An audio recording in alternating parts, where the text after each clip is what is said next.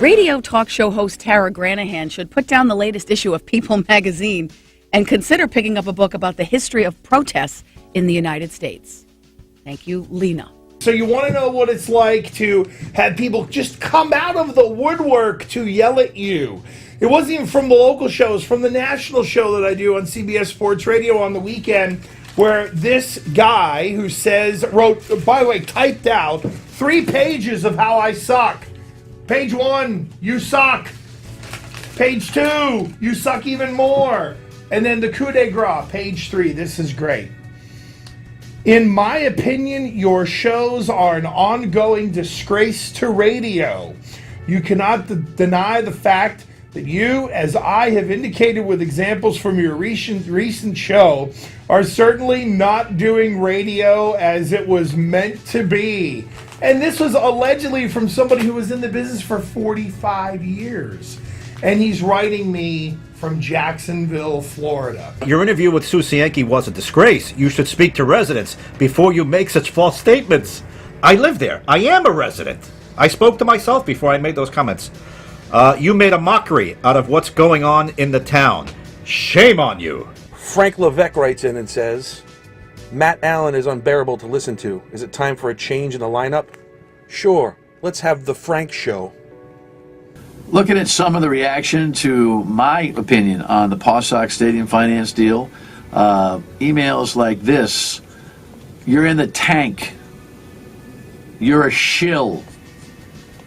When are you picking up your bribe? And by the way, why would you listen day in, day out to somebody who you think is a shill,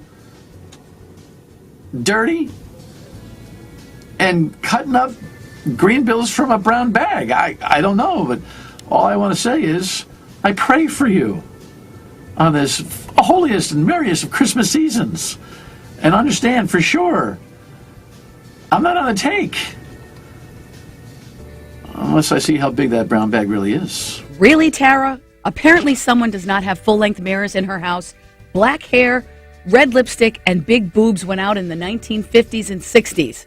Ben, does this look like red lipstick to you? Now here's another one. People get mad at the oddest things. I used to listen to you. Actually, all of the hosts on WPRO. But now, since everyone has gotten so opinionated and rude, I only listen to hear the weather, then turn it to another station. I heard you just now complaining about the commercials on the Super Bowl. Now, you said you turned it after the weather, but you stayed. I heard you just now complaining about the commercials on the Super Bowl. You should be a news reporter and not a critic of commercials.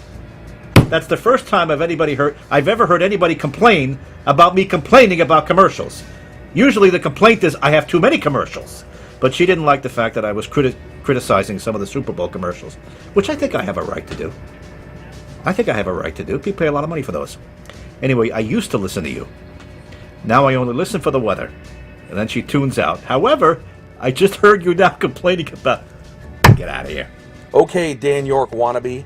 Just tell them Matt sent you. Why do you keep hanging up on people? You yourself said this is a talk show. Why not let people talk? I don't want to be Dan York.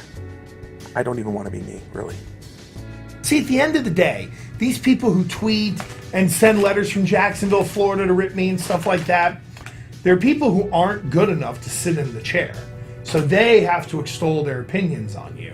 Look, I know I'm loud, I know I'm ugly, I know I'm fat, I know I'm large, I know all this stuff. Everybody who says it on Twitter, it's like no big deal anymore. So at some point you just get calloused. However, this jackwagon who wrote this from Jacksonville, Florida, feather in the old cap. That guy went out of his way to send a letter to Rhode Island to tell me to piss off. How great is that?